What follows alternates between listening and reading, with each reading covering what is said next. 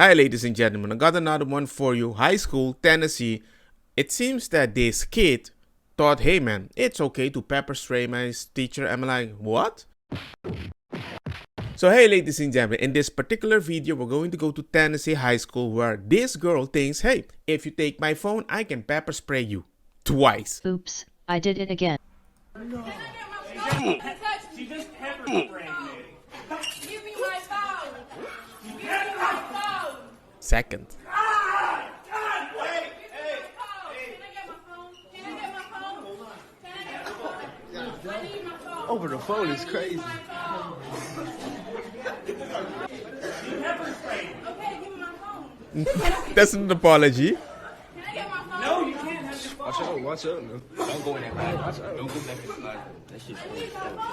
We live in a society right now that a lot of people feel so entitled that it makes no sense. And the only way that I can explain this is this person has never been taught restraint.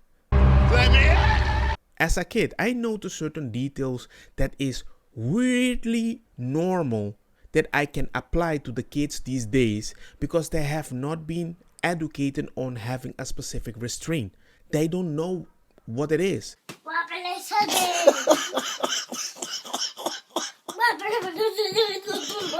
It's like I need to be able to do whatever I want because if you take it from me, you're hurting my feeling. Give me that back now. Give it here. Please stop laughing, bloody idiot. It's not funny. Give me that. But I'm like, that only happens to kids that you give a phone, give a TV, give money, give food. As a parents that you tell them, hey, shut up, I'm tired. You're normalizing something that you have the human right to have this, stick with it, but later you think that is a normal thing that when you're discontent with life, you suppose that this is okay. Like this girl is at school. Supposedly in the New York Post, hey, supposedly she was writing answer or whatever, but that's not the point of the story. The point is whatever you're doing on the phone, TikTok or whatever, you can't just be like, I need to send this message before I do the task. Obviously, you're not even supposed to have a phone. Maybe you're doing an exam. Maybe you can Google the answer. I don't know. But still, the fact that you think that's normal, I cannot find any circumstance that you can be like, now let me show you this video about this teacher. Things in public education are pretty bad right now. Kids are having more behaviors than I've ever seen before, and then we're also having a mass exodus of teachers. So in places where you need a lot of support, we have less than we've ever had. And lots of people have been blaming it on the pandemic, and I think it's a symptom of a bigger issue. I'm a speech therapist, and a few years back, I had a student who was very violent, which is not uncommon in the type of classrooms that I work in. A lot of kids have behaviors. A lot of kids are going to need support to work through some big emotions. This kid was hospitalizing people. This kid was injuring staff and other kids.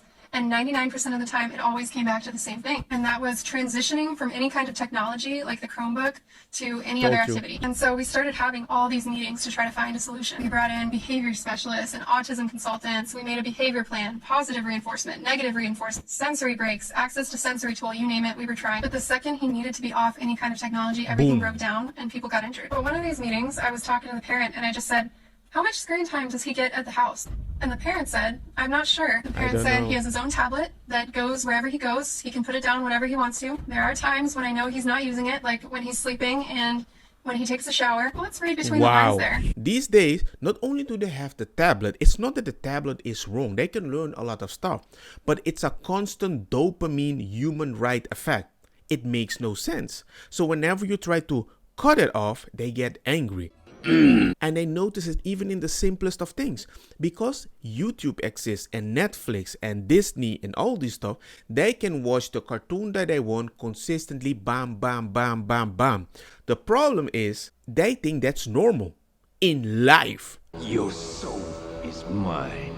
So, what I noticed was interesting if I put normal TV that has commercials and stuff in between, not like YouTube, because it's random and the shows that you're going to see are totally different, I started noticing a different vibe.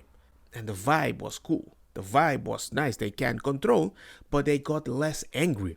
It's all a mental thing, but many parents don't understand that and they take the easy way out or the more comfortable, not realizing they're creating a bomb. Look at what the heck happened in Florida. That autistic kid, they removed, I believe, a Wii controller, and bada bing, smacked the teacher, and everybody's like defending this kid. Oh, he has mental health issue. He's autistic. I'm like, bruh, any kid, if you treat him like this, autism or not, big or not, it's about the reaction that you're creating. Maybe he's small and cute, but he might have a knife.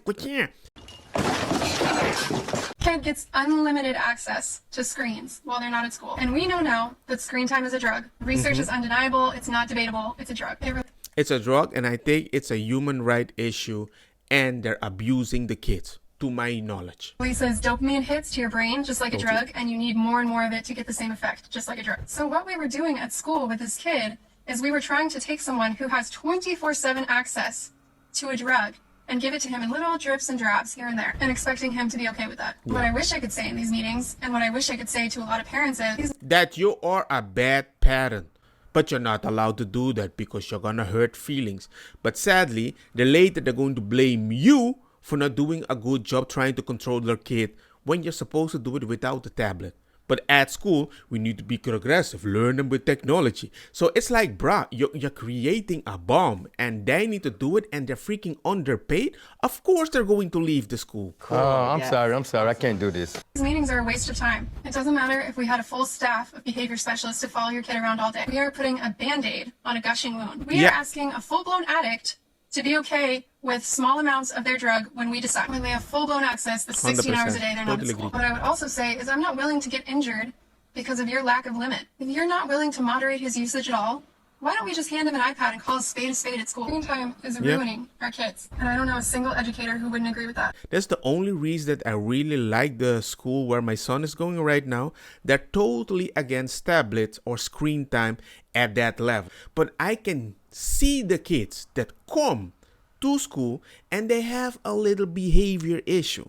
And usually it's a screen time issue. Usually it's a parent that doesn't have grandpas to help him or brothers or single parent, because sometimes you can I need to have a break, and I know you need it, but you have to be careful with the reason that you need something, because you might create a bomb later, maybe a big gangster autistic kid that you can't control, and then you might need even more help. The crazy part is how people are defending this girl. This video with him putting his hands on her, which he has no right to do. I'm like, you sprayed in my face. Imagine if it was a teacher with one eye like me.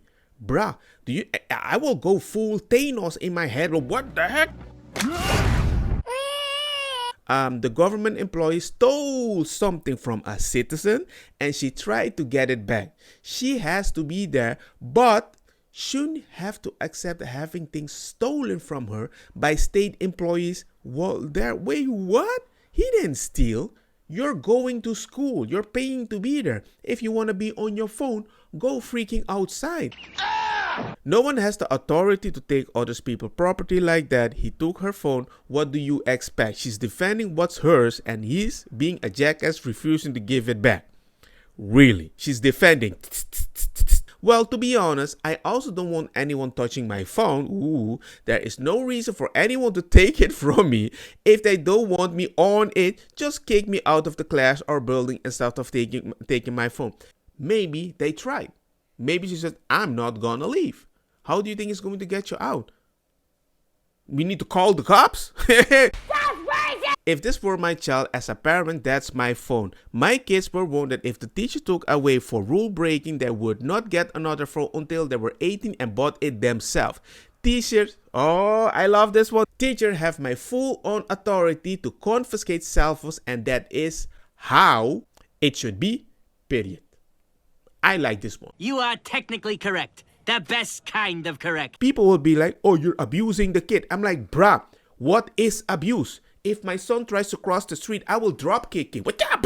But when I come from work, I play with him. I made him to enjoy the kid. So if you don't want to enjoy your kid, if you don't want to be consistent with your kid, amen, maybe you need to think about your priority, because they are right. If you're drugging your kid at home, why the heck should a teacher at school be like, I'm just give you a little. All these kids acting like drug addicts.